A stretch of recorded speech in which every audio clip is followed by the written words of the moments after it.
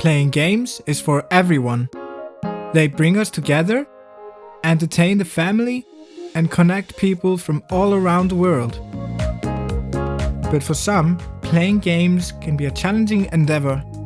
Crucial information in games is often only communicated in one way, such as with visual signifiers that tell players what to do.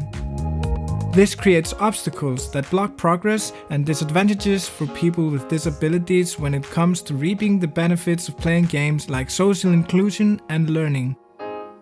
We can see a new trend in the game industry that tackles this issue as more and more game companies are becoming aware and more games are expanding their accessibility options.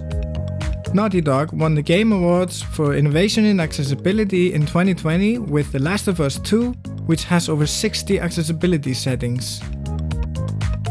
A common accessibility feature is the high contrast mode, which allows changing the environmental contrast relationships in games and helps people with low vision distinguish important game elements. We aimed to make high contrast mode readily available to Unity game developers to reduce the resources needed to implement accessibility. We made a prototype followed by a Unity package for which we evaluated usability and values.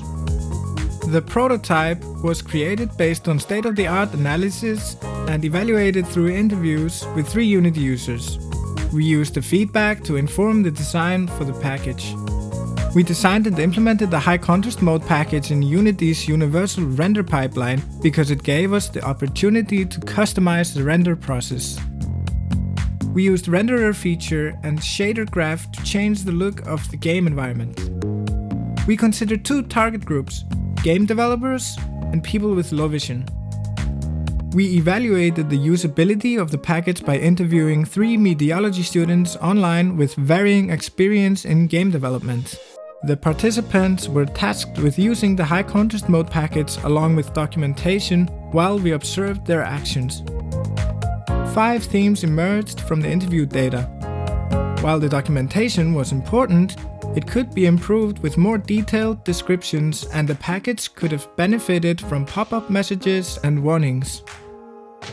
The users valued simplicity and clear functionality and could also see some more creative use cases such as scene debugging and faster prototyping.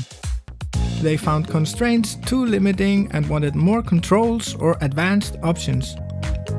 All participants were concerned about the player, though we also found a lack of understanding about the need for accessibility in games. Resources on accessibility could have been given in the documentation. We found that all participants learned by doing. That's why we encourage more direct feedback. We also evaluated people with low vision's values.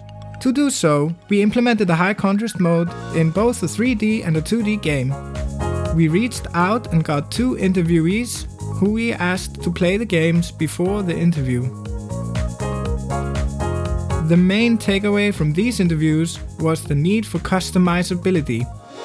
For the high contrast mode to be valuable, players with low vision need to be in control of features such as outline thickness, colors, and contrast intensity. We believe it is important for the future of game development that people with disabilities are included in the development process early on. By doing this, we make sure that games become increasingly accessible and can provide enjoyment and learning to everyone.